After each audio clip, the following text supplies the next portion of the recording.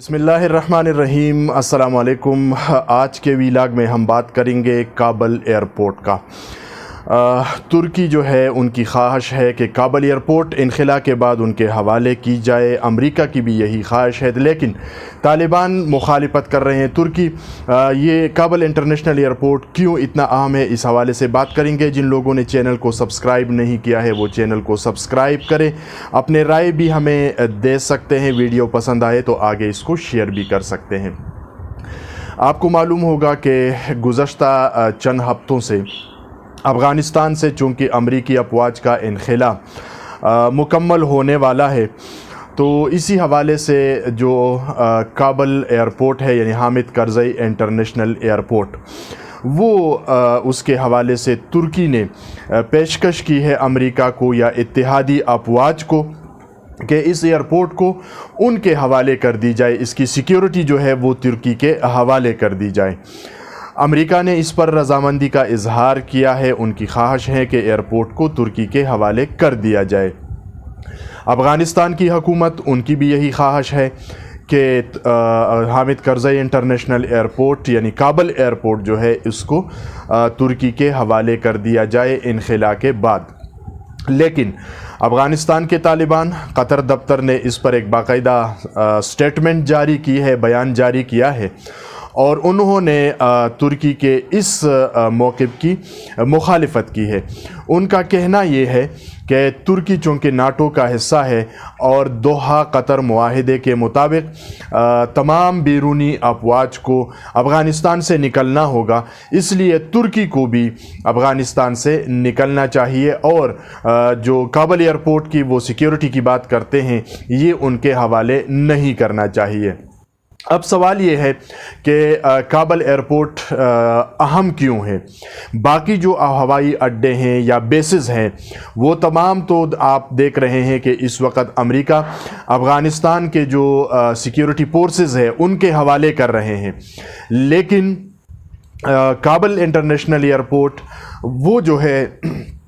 ترکی کے حوالے کرنے کی بات کی جا رہی ہے۔ تو آخرکار یہ جو کابل ایئرپورٹ ہے اس کی اہمیت کیا ہے، یہ کیوں اتنا اہم ہے کہ اس کو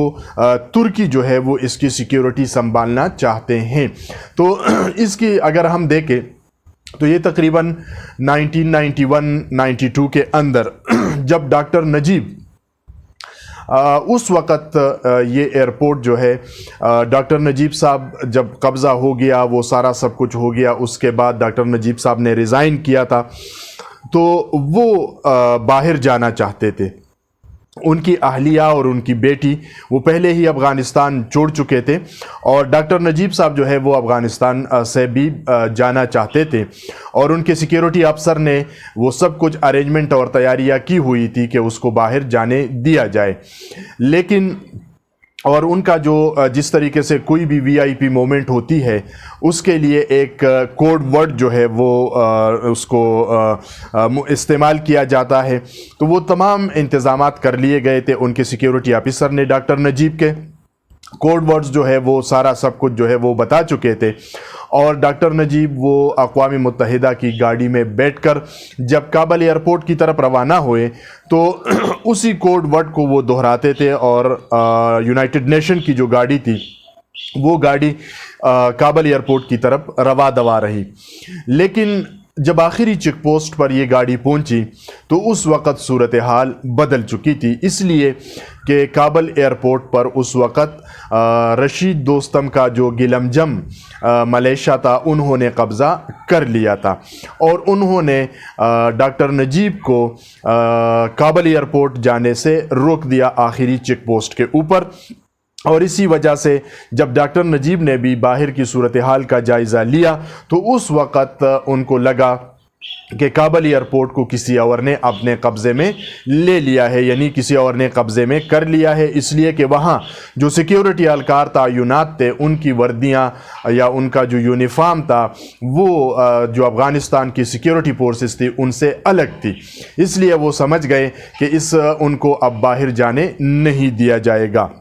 لہٰذا ڈاکٹر نجیب نے فیصلہ کیا کہ وہ واپس آئیں ایئرپورٹ سے، اور واپس ایئرپورٹ سے آنے کے بعد انہوں نے اپنے گھر میں جانے کی بجائے اقوام متحدہ کے دفتر میں پناہ لینے کا فیصلہ کیا، اس لیے کہ جب وہ ایئرپورٹ میں محفوظ نہیں تھے تو ان کا گھر بھی محفوظ نہیں ہو سکتا تھا، لہٰذا وہ اقوام متحدہ کے دفتر چلے گئے۔ تو یہ وہ صورتحال ہے کہ انخلا کے بعد جو دوبارہ پیش آ سکتی ہے کہ اگر ایئرپورٹ کے اوپر کوئی قبضہ کر لیتا ہے، چاہے وہ طالبان ہے، چاہے وہ کوئی اور متحرک گروپ ہے، اور انخلا کے بعد وہ کابل ایئرپورٹ پر قابض ہو جاتے ہیں، تو پھر جو بھی وی آئی پی مومنٹ ہوگی، یعنی اگر مذاکرات کے لیے کسی نے آنا ہے یا مذاکرات کے لیے کسی نے جانا ہے، تو ان کو پھر آمد و رفت میں مشکلات ہوگی، یعنی وہ افغانستان کے اندر پھر اگر کوئی صلح کے لیے اور کوئی امن کے لیے کوششوں کے لیے کوئی امریکی آنا چاہتے ہیں، کوئی اقوام متحدہ کا وفود آنا چاہتے ہیں، بین الاقوامی برادری میں سے کوئی دوسرے ملک کا کوئی، چاہے وہ یورپی یونین ہے، چاہے وہ اس کے ہیں برطانیہ ہے، امریکہ ہے، مسلم ورلڈ ہے، ان کے نمائندے ہیں، وہ اگر آنا چاہیں گے اور اقوام متحدہ اس پہ کابل ایئرپورٹ پر حملہ قبضہ جو ہے وہ کسی ایک گروپ کا ہوگا، تو پھر ان کو آنے جانے میں مشکلات ہوگی۔ اسی مشکلات آنے جانے میں مشکلات سے بچنے کے لیے امریکہ کی بھی کوشش ہے، ساتھ ہی ترکی کی بھی کوشش ہے، اور افغانستان کی حکومت کی بھی کوشش ہے کہ جو کابل انٹرنیشنل ایئرپورٹ ہے اس کو ترکی کے حوالے کر دیا جائے، تاکہ بین الاقوامی جو پروازیں ہیں یا بین الاقوامی جو وفود ہوں گے ان کے آنے جانے میں مشکلات نہ ہو۔ اور اگر وہ کسی ایک گروپ میں کے ہاتھوں میں چلے جائیں تو پھر ان سے اجازت لینا، ان سے بات چیت کرنا، ان کو راضی کرنا ہر ایک گروپ کے لیے اور ہر ایک نمائندے کے آنے اور جانے کے لیے وہ بہت ہی مشکل ہو جائے گا، اور پھر بین الاقوامی برادری افغانستان میں قیام امن کے لیے طالبان کے ساتھ یا کہ حکومت کے ساتھ بات چیت کرنے میں ان کو مشکلات رہے گی۔ تو اسی وجہ سے کابل انٹرنیشنل ایئرپورٹ کی اہمیت جو ہے وہ بڑھ گئی ہے، وہ زیادہ ہو گئی ہے، تاکہ وہ کسی فرد یا کسی ایک سیاسی جماعت یا کسی ایک متحرک گروپ یا فریق کے ہاتھوں میں جانے کی بجائے وہ ترکی کے پاس ہو، تاکہ مستقبل میں مذاکرات کے حوالے سے، بات چیت کے حوالے سے کوئی بھی اگر اپنا کردار ادا کرنا چاہیں تو یہاں سے آنے جانے میں، افغانستان سے آنے جانے میں مشکلات نہ ہو۔ اب ترکی کیوں اس کو جو ہے وہ سنبھالنا چاہتے، اس کی سیکیورٹی؟ ایک تو یہ ہے کہ مسلم امہ میں اس وقت یعنی خود افغانستان کو بھی وہ قابل قبول ہے، دوسرا یہ ہے کہ جو شمالی علاقے ہیں ان کے ساتھ ان کی قربت کی وجہ سے، لوگوں کی محبت کی وجہ سے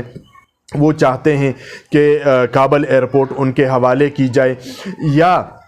مستقبل میں بھی ان کی کوشش اور خواہش یہ ہے کہ افغانستان میں اگر طالبان انخلا کے بعد جو ہے کوئی ایسی صورتحال بن جاتی ہے کہ حالات جو ہے وہ جنگ کی طرف جائے امن کی بجائے، تو یہ ترکی کی خواہش ہے کہ وہ ایئرپورٹ ان کے کنٹرول میں ہو، تاکہ ان کا اثر رسوخ جو ہے وہ حکومت کے اوپر بھی اور طالبان کے اوپر بھی جو ہے وہ برقرار رہے۔ تو اس لیے ترکی کی خواہش ہے کہ وہ اس کو جو ہے اپنا کنٹرول میں رکھے کابل انٹرنیشنل ایئرپورٹ کو۔ ساتھ ہی انہوں نے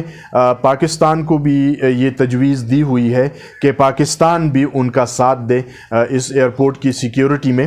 تو فی الحال جو صورتحال ہے پاکستان کے موقف کے حوالے سے، تو جو صورتحال واضح طور پر نظر آ رہی ہے،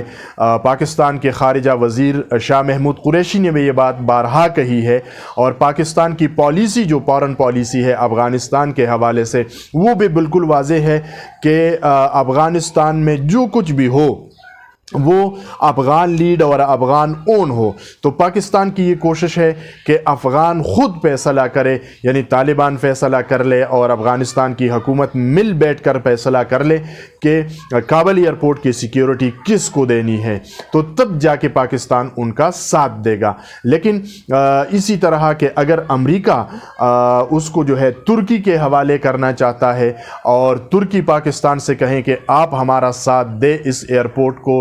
سیکیورٹی کے لیے، تو میرا خیال ہے کہ پاکستان واضح طور پر کلم کلا جو ہے وہ ترکی کا ساتھ نہیں دے گا، کیونکہ اب پاکستان کی پالیسی اس حوالے سے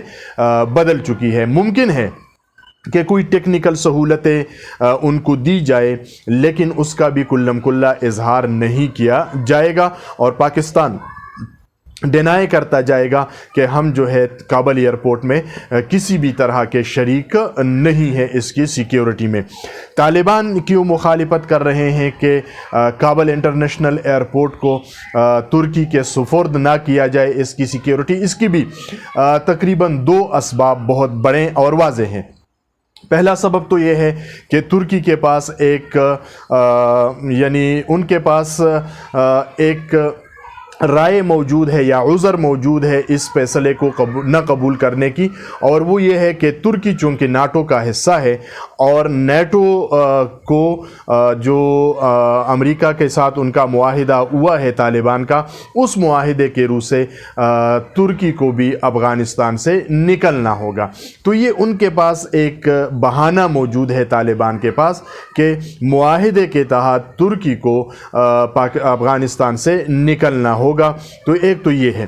دوسرا جو ان کے پاس اہم، یعنی جو وہ اسٹریٹجیکلی آپ کہہ سکتے ہیں کہ گو کہ اس کا وہ اظہار نہیں کر رہے ہیں اور وہ معاہدے کا سہارا لے رہے ہیں طالبان، لیکن جو سب سے اہم بات ہے وہ یہ ہے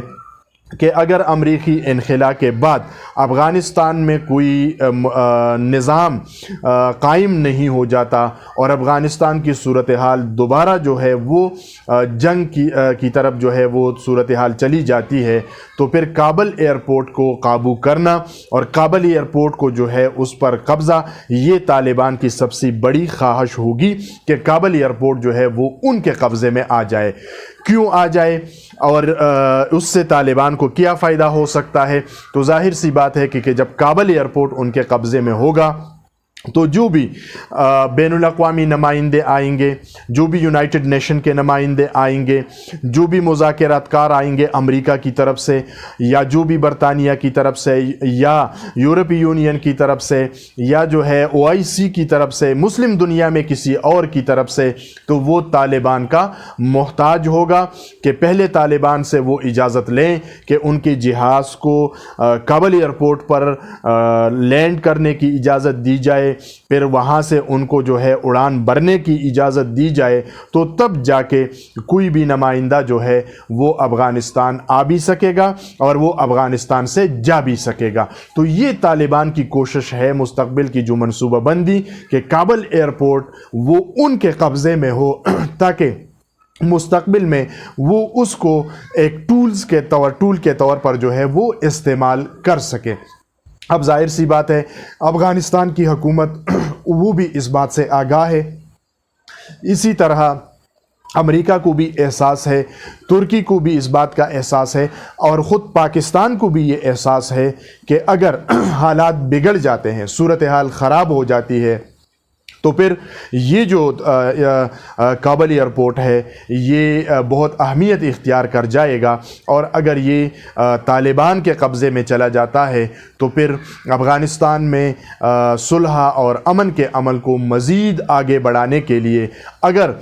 بین الاقوامی نمائندوں یا کسی ملک کے نمائندوں یا کسی تنظیم کے نمائندوں کو، مذاکرات کاروں کو آنا پڑے گا یا جانا پڑے گا افغانستان سے، تو ان کے لیے مشکلات ہوگی، اور وہ جو مذاکرات ہوں گے وہ یعنی تاخیر کا شکار ہو سکیں گے، اور طالبان اس ایئرپورٹ کو اپنے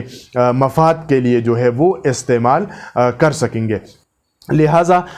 پوری دنیا کی یہی کوشش ہے کہ ترکی کے اس کو حوالے کر دیا جائے، لیکن طالبان جو ہے وہ مخالفت کر رہے ہیں۔ جن دوستوں نے ہمارے چینل کو سبسکرائب نہیں کیا وہ چینل کو سبسکرائب کریں۔ مشوروں کی صورت میں آپ ہمیں اپنی آراء جو ہے وہ دے سکتے ہیں، اور